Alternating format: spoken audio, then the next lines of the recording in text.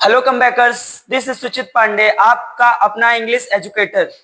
आज बच्चों हम इस वीडियो सीरीज में ग्रामर को स्क्रैच से पढ़ेंगे, बेसिक से पढ़ेंगे और समझेंगे कि इंग्लिश लैंग्वेज जिसको लोग इतना बड़ा भूत बना दिए हैं कि नहीं नहीं बहुत टफ है, ये है वो है, उसको बहुत ही आसानी से एकदम मक्खन की तरह समझते हुए चलेंगे। ठीक है, तो मैं आशा करता हूं कि आप लोग इस वीडियो सीरीज के थ्रू ग्रामर को बहुत आसानी से समझेंगे और हमारे साथ में जुड़ते रहेंगे। तो बच्चों, अगर ग्रामर पढ़ना शुरू कर रहे हैं हम, तो पहले बात तो हमको ये समझना होगा कि हम ग्रामर पढ़ ही क्यों रहे हैं, इसकी इतनी जरूरत क्यों है, क्यों हर फील्ड में इसकी इतनी इंपॉर्टेंस है, कितनी इतना जरूरी क्यों है कि ग्रामर एक बहुत जरूरी पार्ट हो गया है किसी भी टेस्ट का, किसी भी कॉम्पिटिटिव एग्जाम का, स्कूल लेवल में। ठीक है, अब बेटा जैसे हिंदी लैंग्वेज है, ठीक है, हिंदी में व्याकरण होता है जो हमको बताता है कि हमको किन शब्दों का यूज करना है, किन शब्दों का इस्तेमाल नहीं करना है, किन वाक्यों का यूज करना है, किन वाक्यों का यूज नहीं करना है। ठीक है, और भी तरह तरह की चीजें हैं जो हमको व्याकरण में पढ़ाई जाती हैं हिंदी भाषा के लिए। वैसे ही सेम इंग्लिश भाषा के लिए क्या किया गया है बेटा, ग्रामर बनाया गया है। ग्रामर क्या है? Grammar is a set of rule for English language. जो इंग्लिश लैंग्वेज है, इंग्लिश भाषा है, उसके लिए क्या है बेटा, वो एक सेट है रूल्स का जिसके अकॉर्डिंग इंग्लिश लैंग्वेज पूरी चलती है। ठीक है, अब बात करें कि ग्रामर शुरू कहां से होता है, तो उसकी भी बात कर ले। तो ग्रामर बेटा शुरू होता है लेटर्स से, लेटर्स या साउंड। अगर ग्रामर की बेसिक्स की बात करें तो कहां से शुरू होता है बेटा, ये साउंड से शुरू होता है। पूरा खेल इंग्लिश लैंग्वेज में किसका है? साउंड का है। ठीक है, अब आप पूछेंगे कि सर साउंड कैसे, साउंड और इंग्लिश का क्या रिलेशन है? ठीक है, ये बताइए हमको। जब आप A B C D E F इस इन सब चीजों से क्या समझते हैं? क्या ये जब ये आता है तो क्या चीज होता है ये? ठीक है, अभी क्या आप लोगों में से कुछ लोग कहेंगे कि ये लेटर्स हैं सर। ठीक है, लेटर्स हैं, लेकिन लेटर्स क्या है बेटा? विजुअल रिप्रेजेंटेशन है। क्या है बेटा? विजुअल रिप्रेजेंटेशन है। किस चीज का विजुअल रिप्रेजेंटेशन है? साउंड का। किसका? साउंड का। जैसे हमने ए बोला तो ए को कौन रिप्रेजेंट करेगा? ये सिंबल। बी बोला तो कौन रिप्रेजेंट करेगा? बी। सी बोला तो कौन रिप्रेजेंट करेगा? सी। ऐसे ही डी ई एफ जेड तक सभी सिंबल्स को एक साउंड असाइन किया गया है। असाइन का मतलब दिया गया है उनको। ठीक है, कि भैया अगर जेड बोला जाएगा तो आपको ही बनना है, एक्स बोला जाएगा तो आप ही को बनना है। ठीक है, तो जितने भी लेटर्स हैं बेटा वो सभी क्या है? साउंड, विजुअल रिप्रेजेंटेशन है किसका? साउंड का। ठीक है, ये नंबर्स में बेटा 26 होते हैं। कितने होते हैं बेटा? 26 लेटर्स होते हैं। ठीक है, क्या होते हैं बेटा? 26 लेटर से होते हैं। आगे चल के इनका यूज हम लेटर वर्ड्स बनाने में करेंगे। ठीक है, अभी एक छोटा सा टर्म साथ ही साथ हम समझते चलेंगे। एक है अल्फाबेट। क्या बच्चों? अल्फाबेट है। क्या है? अल्फाबेट। अल्फाबेट और लेटर्स में लोगों को बहुत ज्यादा कंफ्यूजन होता है। ठीक है, तो इसको हम क्या करेंगे बेटा? समझते हुए चलेंगे। अल्फाबेट क्या है? अल्फाबेट एक सेट है। क्या है? 26 लेटर्स का पूरा बेटा क्या है? सेट है। अल्फाबेट क्या है? A set of 26 letters. जितने भी 26 लेटर होते हैं इंग्लिश लैंग्वेज में, जब सबको एक साथ ला दिया जाएगा तो क्या बन जाएगा? वो अल्फाबेट बन जाएगा। ये बात समझ में आई आपको? ठीक है, अब लेटर्स और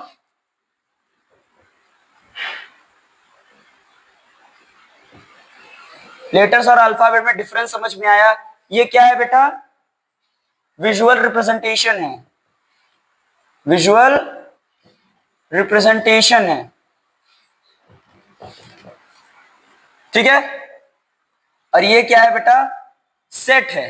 अ सेट ऑफ 26 लेटर्स। ठीक है, ये बातें आपको समझ में आई? आपको अगर ये बातें समझ में आ गई तो यहाँ पे हम डेफिनेशन दोनों की लिखवा देते हैं।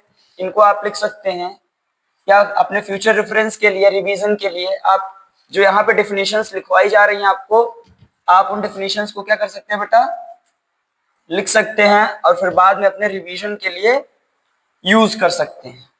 ठीक है, यहां पे देखते हैं हम, पहला क्या था बेटा हमारा, लेटर्स। लेटर्स की डेफिनेशन क्या होगी,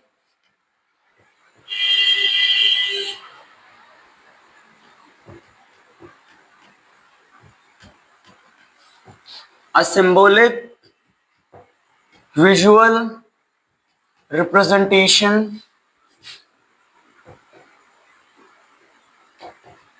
of sound। ठीक है,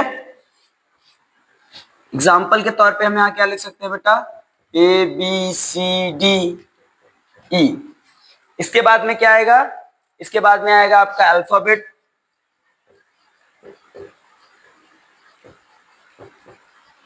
ठीक है, अल्फाबेट क्या हो जाएगा बेटा, अ सेट ऑफ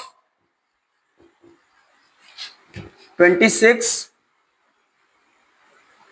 लेटर्स। ठीक है, इसका एग्जाम्पल नहीं है, इसका पूरा क्या है बेटा, ए टू जेड है, क्योंकि इस सेट में से अगर हम कुछ भी निकाल के बाहर करेंगे तो फिर वो अल्फाबेट नहीं रह जाएगा, क्योंकि हमको क्या बताया गया है कि 26 लेटर्स जब रहेंगे तभी वो अल्फाबेट होगा।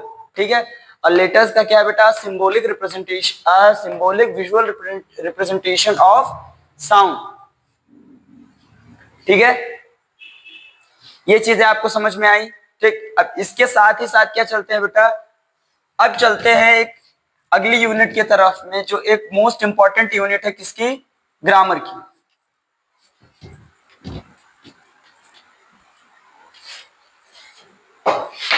मोस्ट इंपॉर्टेंट यूनिट क्या है बेटा, जैसे एग्जांपल के तौर पे हमने क्या किया, अभी हमारे पास लेटर्स थे, हमने पढ़ा कि उसको आगे चल के वर्ड्स में यूज करेंगे।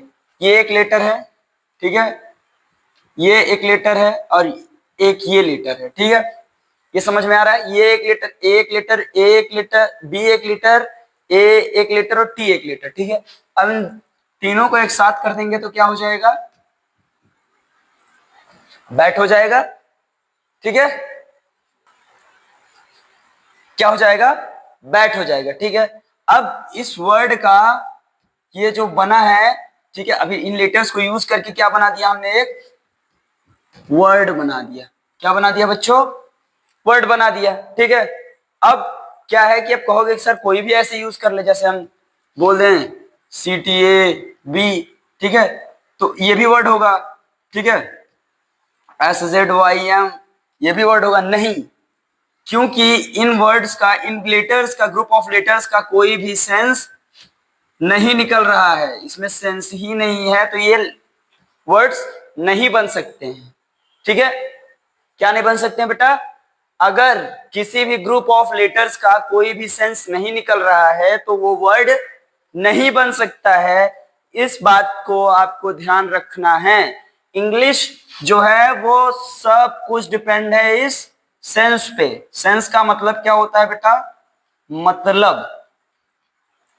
इन वर्ड्स का क्या आपको कोई मतलब लग रहा है कि इनका नहीं, इनका सर कुछ मतलब होना चाहिए, होगा इनका, इसका कुछ मतलब होगा, नहीं होगा ना। लेकिन इन इस वर्ड का है, जैसे एक मान लो T plus O plus P, अलग अलग साउंड्स हैं, क्या हो जाएगा, टॉप हो जाएगा। ठीक है, जब अलग अलग लेटर्स का यूज करके एक ग्रुप बनाया जाए, ठीक है, और उसका कुछ क्या निकले बेटा, सेंस निकले, तभी वो वर्ड हो सकता है, नहीं तो नहीं होगा। ठीक है, अगर इसका सेंस नहीं है तो फिर ये वर्ड भी नहीं हो सकता। ठीक है, इतना समझ में आया आप लोगों को। अब बढ़ते हैं इससे एक एक कदम और, जो एक अगली सीढ़ी है वो क्या है बेटा, सेंटेंस। क्या है, सेंटेंस। ठीक है, अगली यूनिट की तरफ हम लोग बढ़ेंगे। अब अभी हमने क्या सीखा बेटा, लेटर्स का यूज कर करके हमने क्या बना दिया था, वर्ड बना दिया था। सेंटेंस का, सेंटेंस कैसे बनेगा, word plus word plus word, ये क्या बना देगा, सेंटेंस बना देगा। क्या बना देगा बेटा, सेंटेंस। जैसे हमने अलग अलग लेटर्स का यूज करके वर्ड तैयार किया था, वैसे अलग अलग वर्ड्स का यूज करके सेंटेंस तैयार किया है। ठीक है, अब अब जैसे मान लो कि हम एग्जांपल ले लेते हैं, जैसे ही, H E group of letters है, ठीक है, और इसका कुछ मतलब भी है, ठीक, इज है, ठीक है, और फिर क्या है, राम, ठीक है। अब इसका सेंटेंस, अब ये जो इसका सेंटेंस निकल रहा है वो क्या है बेटा, ही इज राम, ठीक है। अब आपके मन में एक और सवाल उठ रहा होगा कि क्या कोई भी वर्ड कहीं भी यूज कर सकते हैं, तो उसको भी आइए देख लेते हैं। जैसे मान लो हमने कर दिया मैन, योर, इंग्लिश, ठीक है, विश, नॉट, ठीक है। अब क्या ये सेंटेंस लग रहा है आपको, ठीक, अलग अलग वर्ड्स, इस वर्ड का अलग मतलब है, इस वर्ड का अलग, इस वर्ड का अलग, इस वर्ड का अलग, इस वर्ड का अलग, वर्ड्स तो हैं ये, लेकिन ये क्या है बेटा, प्रॉपर सीक्वेंस में नहीं है, ठीक है, इसीलिए इनका कुछ सेंस नहीं निकल रहा है, और जब सेंस नहीं निकल रहा है तो सेंटेंस नहीं हो सकते हैं, ठीक है। अभी जैसे हमने वर्ड्स में पढ़ा था कि अगर किसी भी वर्ड का सेंस नहीं निकल रहा है तो वो वर्ड नहीं हो सकता है, ठीक वैसे ही अगर किसी भी सेंटेंस का कोई मतलब नहीं निकल रहा है तो फिर वो सेंटेंस नहीं हो सकता है, ठीक है। इतनी बात क्लियर है, बहुत छोटी सी है, बहुत आसान सी बात है, ठीक है, कि जिन ग्रुप ऑफ वर्ड्स का कोई भी मतलब सेंस नहीं निकलेगा वो सेंटेंस नहीं बन सकते हैं, ठीक है। ये चीजें आपको समझ में आई कि नहीं आई, ये बताइए, ठीक। अभी इन दोनों के डिफिनेशंस लिख लेते हैं हम लोग, ठीक।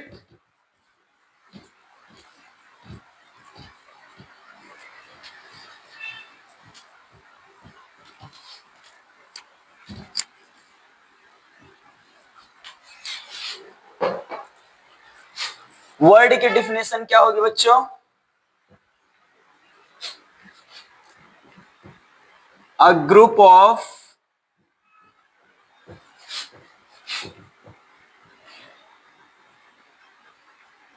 group of letters or sound which has sense is called word. Example के तौर पे हम क्या ले लेंगे बेटा, यहाँ पे GOOD, गुड, ठीक। इसके बाद में क्या आएगा बेटा, sentence,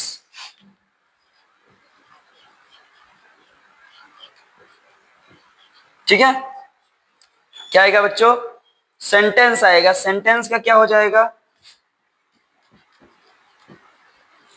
a group of words which has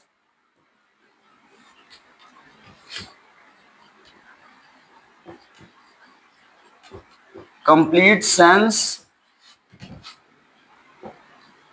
is called sentence। Example के तौर पे हम क्या ले लेंगे बेटा, यहाँ पे he is a boy, क्या ले लेंगे, he is a boy। अब इनकी डिफिनेशंस को भी एक बार समझ लेते हैं हम, क्या कह रहा है वर्ड की डिफिनेशन में, क्या कह रहा है बेटा, अ ग्रुप ऑफ लेटर्स और sound which has sense is called word.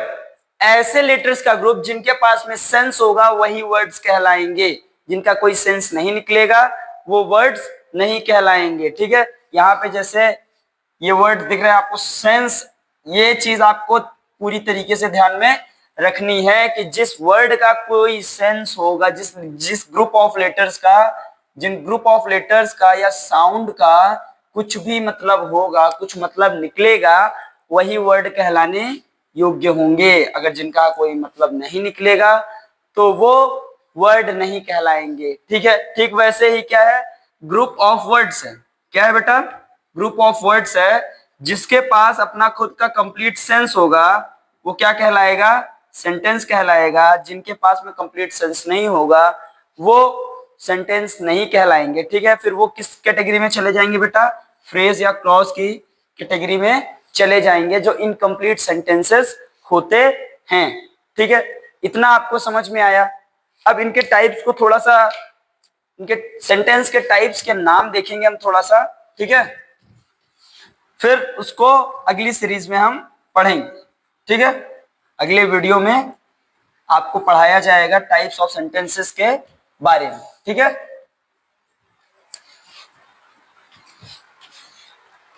क्या पढ़ेंगे बेटा? टाइप्स ऑफ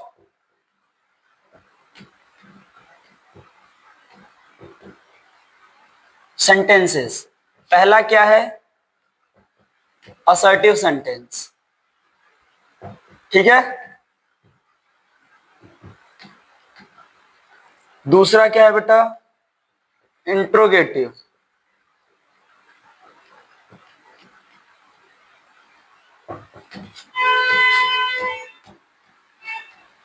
ठीक है, तीसरा क्या है बेटा? तीसरा आपका आएगा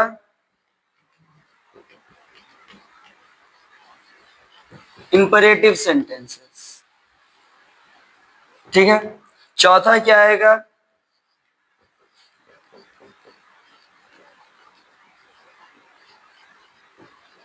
एक्सक्लेमेटरी सेंटेंसेस। ठीक है, अब पांचवा कौन सा आएगा? Declarative sentence.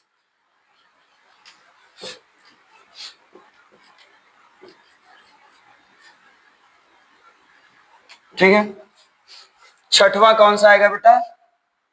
Optative sentence.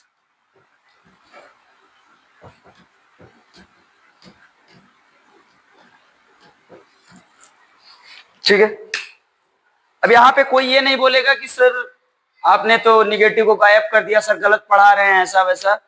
अब तुम्हारे इन्हीं दो, ये असर्टिव सेंटेंस जो है बेटा, इसके दो सब डिविजन्स हैं। ठीक है, एक का क्या है? अफर्मेटिव है, अफर्मेटिव सेंटेंसेस। और कौन सा है बेटा? Negative sentences.